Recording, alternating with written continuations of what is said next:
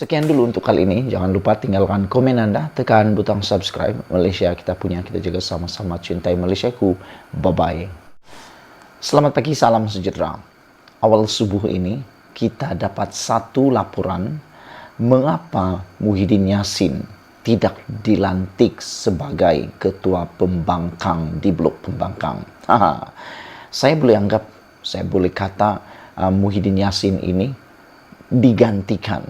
Ini sebab mengapa Muhyiddin Yassin dipecat ataupun digantikan sebagai ketua blok pembangkang.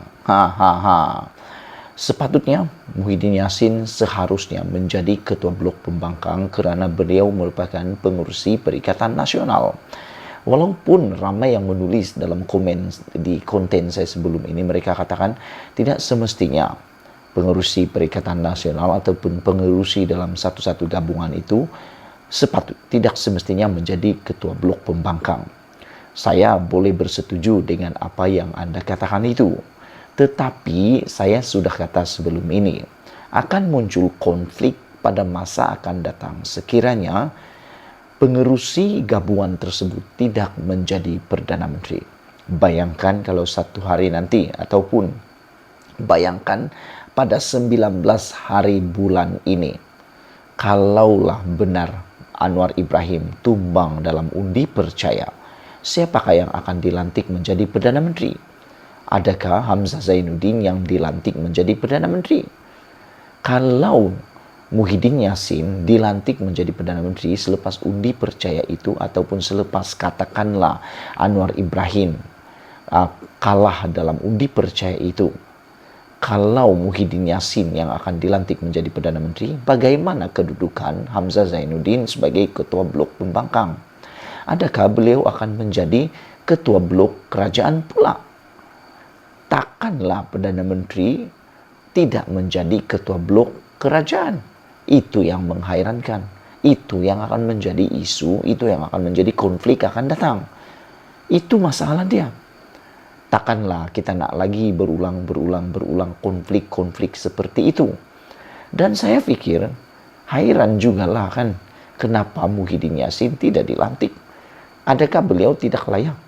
Ramai yang menulis memang Muhyiddin tidak layak menjadi ketua blok pembangkang kerana ketidakhadiran beliau dalam kehadiran di parlimen memang sangat teruk.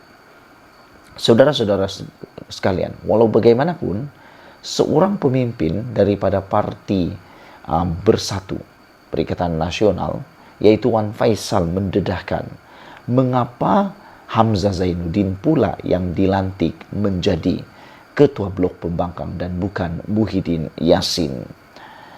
Wan Faisal mengatakan bahawa pelantikan Hamzah Zainuddin sebagai ketua pembangkang jelas dalam menjawab persoalan bagaimana Perikatan Nasional akan mempengaruhi sokongan pengundi.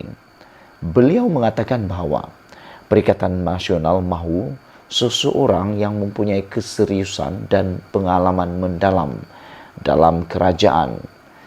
Beliau berkata demikian ketika ditanya mengapa Presiden Muhyiddin Yassin tidak dinamakan untuk jawatan itu.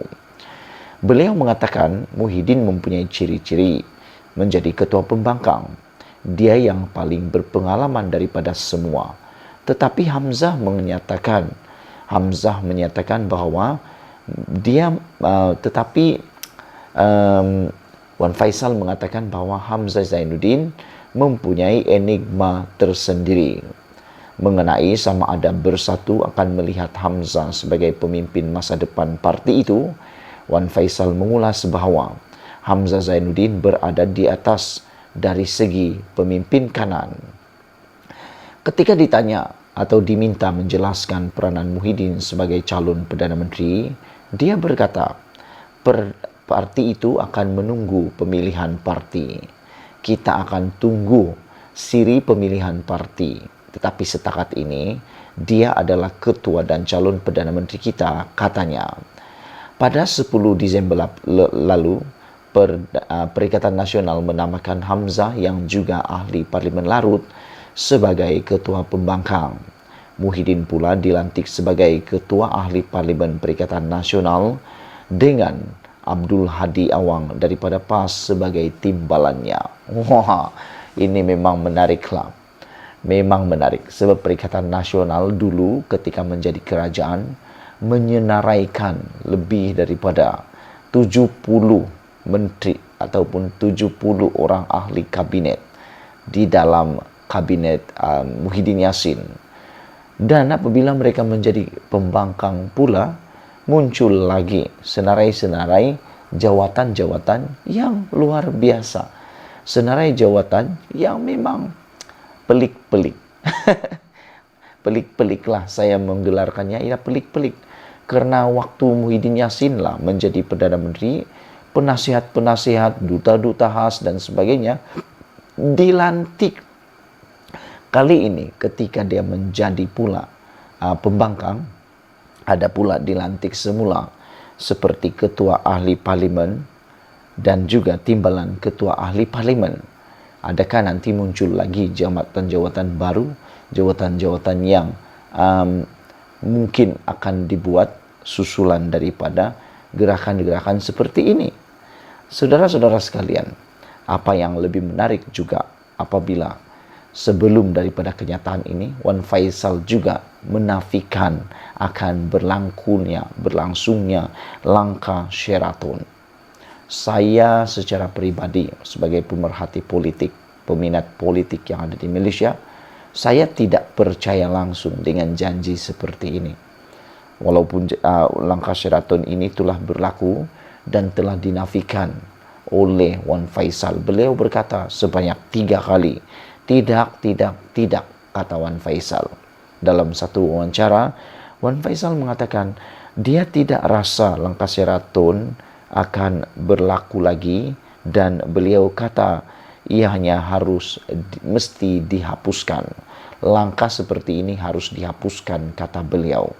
Ini mungkin susulan daripada tularnya satu berita mengatakan bahwa berlaku langkah Jakarta yang melibatkan Ismail Sabri Yaakob dan Muhyiddin Yassin. Walau bagaimanapun, langkah Jakarta tersebut telah dinafikan oleh Ismail Sabri Yaakob.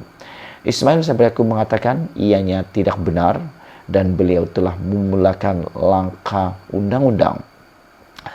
Beliau telah memulakan langkah undang-undang dengan menyaman pemfitnah penyebar kepada kononnya berlaku langkah Jakarta tersebut. Beliau kata itu hanya berita kabar angin yang tak boleh dipercayai. Beliau kata perlu muhasabah sekiranya menyebarkan sesuatu perkara. Jadi saya tidak percayalah apa yang dikatakan oleh Wan Faisal, Wan Ismail ini. Apabila beliau kata beliau berkata langkah Sheraton tidak akan berulang dan perlu dihapuskan. Karena saya rasa kalau ada peluang, mustahil mereka tidak mahu.